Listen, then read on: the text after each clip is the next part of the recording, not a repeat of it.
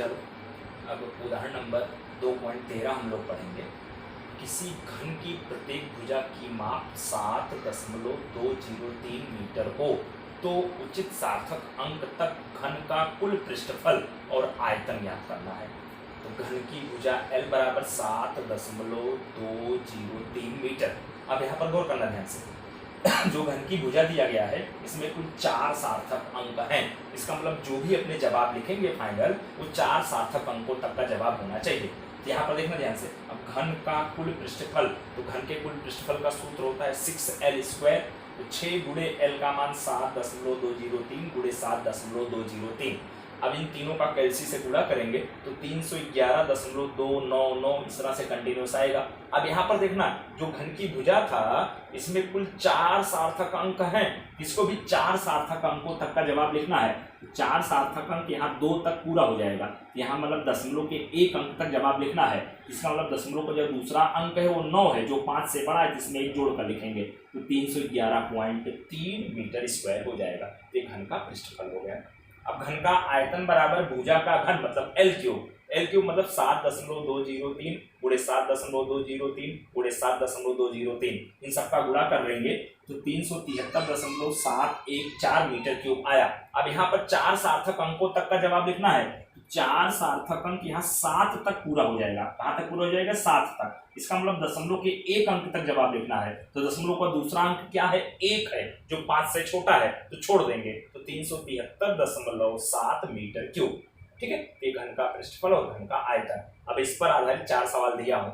जब भुजा 5.203 मीटर हो तब पृष्ठफल और आयतन सार्थक अंकों के आधार पर। जब भुजा 3.204 मीटर हो, जब भुजा 4.701 मीटर हो, जब भुजा 8.213 मीटर हो। इन 4 के चारों सवालों में घन का कुल पृष्ठफल और घन का आयतन निकालना है सार्थक अंकों के आधार पर, जैसे वाला सवाल था। ठीक है, अब आगे देखना उदाहरण नंबर 2.14 है।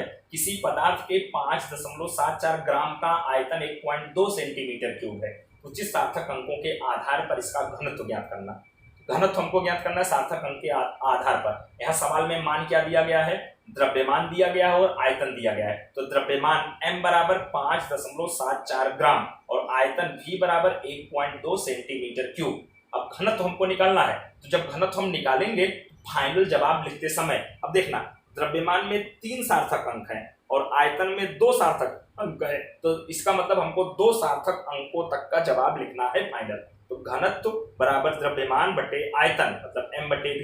तो द्रव्यमान का मान 5.74 ग्राम बटे आयतन 1.2 सेंटीमीटर क्यूब। जब कैलसी से भाग देंगे तो 4.783 ग्राम पर सेंटीमीटर क्यूब। ठीक है, अब यहाँ पर गौर करना ध्यान से, हमको 2 सार्थक अंकों तक का जवाब लिखना है। इसका मतलब 4.7 तक आंसर लिखना है। इसका मतलब इसके बाद वाला अंक 8 है, जो 5 से बड़ा है तो उसमें 1 जोड़ देंगे तो ये 4.8 ग्राम पर सेंटीमीटर क्यूब हो जाएगा। अब इस तरह से देखना 4 सवाल दिया हूं, m का मान, v का मान, m का मान, v का मान दिया है। सबके घनत्व का मापन करना है सार्थक अंकों के आधार पर, जिस मेथड से उदाहरण नंबर हम 2.14 पढ़े, इसको आप लोग सॉल्व करना।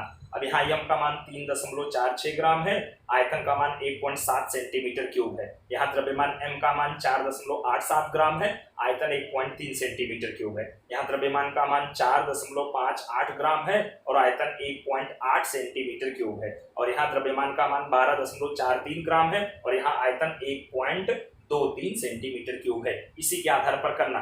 ठीक है, अब देखना उदाहरण नंबर 15, हमको बीमी विधि से जांच करना है कि ये जो दिया गया समीकरण है ये सही है कि गलत है। तो जो दिया गया समीकरण सही कि गलत है तो उसके बाएं पक्ष की बीमा अलग निकालते हैं, दाहिने पक्ष की बीमा अलग निकालते हैं। अगर दोनों बीमाओं का मान समान होता है तो समीकरण सत्य होता है, अन्यथा असत्य होता है। इस मेथड का टॉपिक की चर्चा पहले कर चुका हूँ। यहाँ पर देखना उदाहरण नंबर 2.15, 1/2 mv² बराबर mgh, ये सही कि गलत है। तो बाएं पक्ष में 1/2 mv² की बीमा निकालेंगे। यहाँ पर 1/2 संख्या है, संख्या का कोई बीमा होता नहीं है। अब m क्या है? द्रव्यमान, तो द्रव्यमान का बीमा सूत्र m1 और v क्या है? वेग, वेग का बीमा सूत्र L1t-1। पूरे की घात 2 लग जाएगा क्योंकि v² है।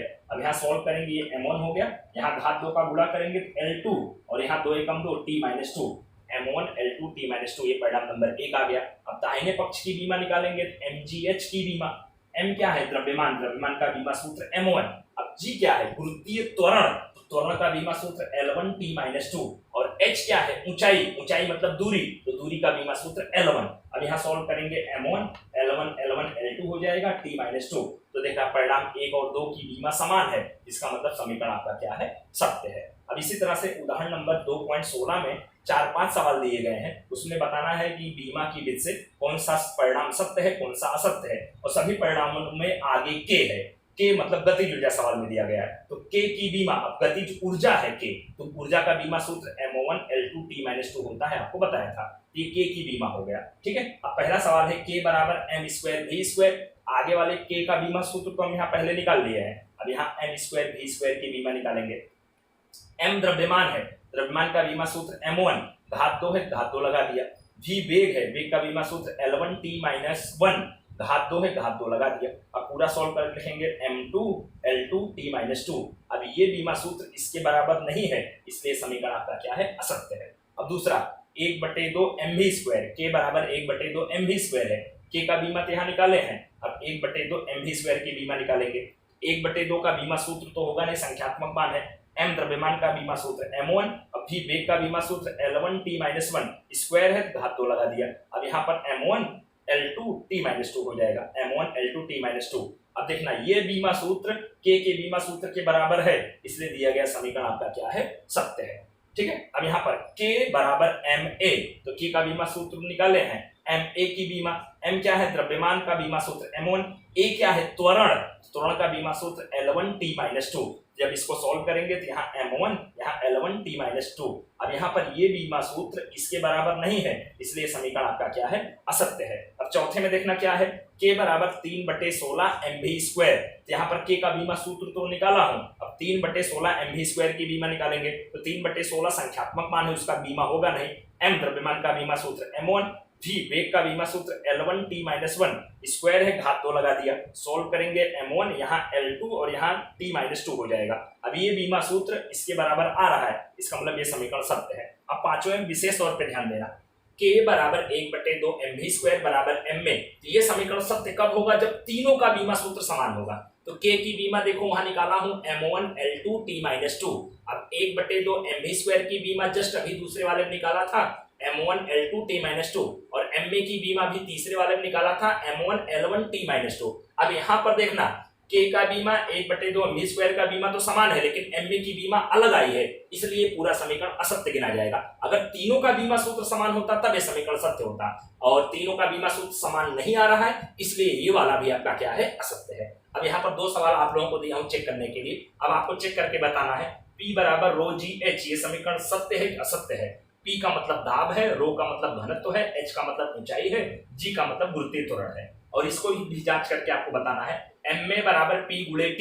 यहाँ पर m का मतलब द्रव्यमान है, a का मतलब त्वरण है, और P का मतलब संवेग है, और T का मतलब क्या है, समय है। तो इन सब का बीमा सूत्र के आधार पर जांच करके बताना कि ये दोनों समीकरण सत्य हैं कि असत्य हैं, ठीक है। और इस तरह से 2.16 उदाहरण हो गया, और 2.17 उदाहरण मैं आप लोगों को पहले करा चुका हूं। तो ये चैप्टर अब पूरा है, अब इसके स्वाध्याय के सवाल ही खाली बाकी रहे हैं। तो स्वाध्याय के सवाल अगले पीरियड से मैं उसकी शुरुआत करूंगा, और इस सबको खूब अच्छे से आप लोग तैयार कर लेना, ओके।